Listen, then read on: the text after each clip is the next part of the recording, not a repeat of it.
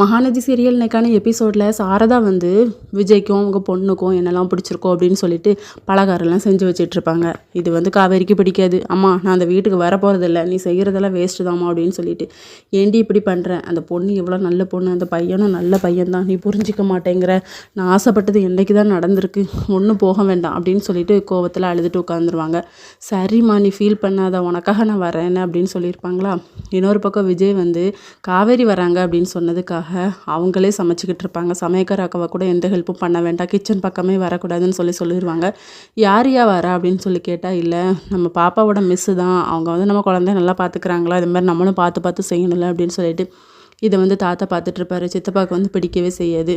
என் பேரை வந்து எவ்வளோ வருஷமாக கஷ்டப்பட்டுட்டு இருந்திருக்கான், இப்போ தான் அவன் முகத்தில் சிரிப்பே வருது, இனிமேலாவது நல்லா இருக்கட்டும் அப்படின்னு நினைப்பாங்க. அதுக்கப்புறம் விஜயும் காத்துக்கிட்டு இருப்பாங்க, எப்படா காவேரி வருவாங்க அப்படின்னு சொல்லிட்டு. காவேரி வந்துடுவாங்க.